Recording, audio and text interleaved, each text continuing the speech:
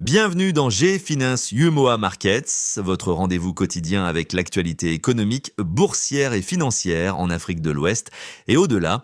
On commence, comme toujours, par un tour d'horizon des marchés mondiaux.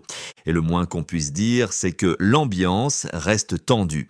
La guerre commerciale entre les États-Unis et la Chine prend une tournure plus musclée. Pékin a riposté aux mesures de Donald Trump en portant ses droits de douane à 125% contre 145% côté américain. Cette escalade n'est pas sans conséquences. Les marchés européens ont terminé la semaine en baisse. Le CAC 40 cède 0,30% et le DAX 40 recule de 0,92%. En revanche, l'ambiance est tout autre à Wall Street, où les investisseurs ont trouvé des raisons d'espérer.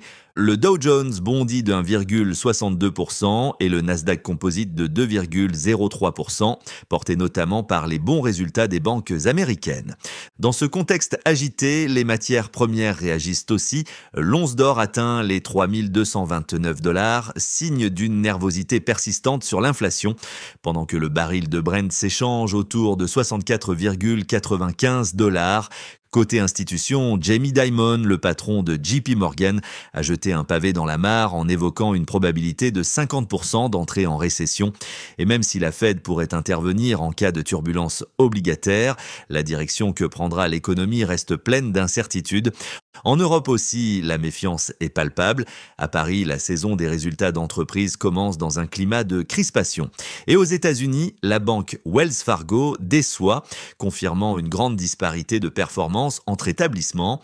Ajoutez à cela la baisse de confiance des consommateurs américains, au plus bas depuis 2022, et vous obtenez un cocktail qui incite les investisseurs à la prudence. Passons maintenant au continent africain et à l'actualité économique dans la zone UMOA. On commence avec une bonne nouvelle. Selon Fitch Ratings, l'Afrique subsaharienne devrait tenir le choc malgré les tensions commerciales et la réduction de l'aide américaine. Les fondamentaux restent solides, même si certains secteurs sont affectés. Du côté de la Côte d'Ivoire, les autorités tentent de rassurer. Les nouvelles taxes américaines touchent le pays à hauteur de 21%, malgré une suspension temporaire de certains droits pour 90 jours. À Dakar, c'est une belle réussite pour l'État sénégalais qui a clôturé par anticipation son appel public à l'épargne. L'objectif initial était de lever 150 milliards de francs CFA et le pays a reçu plus du double, un signal fort de confiance des marchés dans la dette souveraine sénégalaise. Cap ensuite sur le Burkina Faso, où Fortuna Mining a vendu sa mine d'or de Yaramoko pour environ 74 milliards de francs CFA à une société mauricienne. Une opération stratégique destinée à recentrer ses activités ailleurs sur le continent. Au Niger, la Banque mondiale investit 90 millions de dollars pour améliorer les infrastructures routières. Objectif, relier les zones du nord-est à des centres urbains clés, au bénéfice de plus de 170 000 personnes.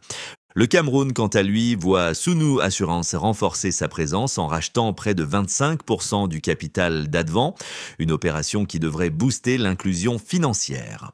Dans l'actualité des entreprises, Cetao, filiale du groupe Bouygues, parvient à réduire significativement son déficit en 2024. De son côté, NEI Seda, l'éditeur abidjanais, accuse une lourde perte, signe d'un secteur de la presse en mutation. Et pour finir, le Togo confirme son attractivité sur les marchés internationaux. Sa dernière émission obligataire a été largement sursouscrite par des investisseurs étrangers, une preuve supplémentaire de la stabilité macroéconomique du pays. Allons maintenant voir ce qu'il s'est passé du côté de la bourse régionale des valeurs mobilières. La séance du 11 avril est globalement haussière. L'indice BRVM Composite progresse de 0,55% et affiche une performance de plus 5,35% depuis le début de l'année. Enfin, l'indice Prestige, qui regroupe les plus grandes capitalisations, s'offre la plus belle performance du jour avec plus 1,06% et une hausse de plus de 7,5% sur l'année. Côté secteur, c'est le compartiment télécommunications qui se distingue aujourd'hui, en hausse de 1,7% malgré une performance encore négative depuis janvier. Merci Onatel qui gagne près de 7% sur la séance. Les services financiers en baisse ce jour-là restent largement dans le vert sur l'année avec plus 12%. Et le secteur énergie continue d'écraser la concurrence avec une performance exceptionnelle de plus 26,32% depuis janvier. Et maintenant, place au palmarès du jour avec les gagnants et les perdants de cette séance à la BRVM. On commence par les gagnants du jour. En tête du classement, Onatel qui s'offre une belle hausse de près de 7% sur la journée et affiche une performance de plus 20 et 1% depuis le début de l'année. Juste derrière, Palm CI progresse de 3,85%, poursuivant une dynamique positive solide depuis janvier. Et enfin, BOA Mali complète ce podium avec une hausse de 3,80% aujourd'hui et une impressionnante progression de plus de 37% depuis le début de l'année. Du côté des baisses maintenant, la plus forte chute revient à NEI CEDA CI, en recul de 7,46% sur la séance et déjà en baisse de 17% depuis janvier. CETOCI suit avec moins 6,86% malgré une performance annuelle encore positive. Enfin, SAFCACI recule de 6,85% et reste en terrain négatif depuis le début de l'année.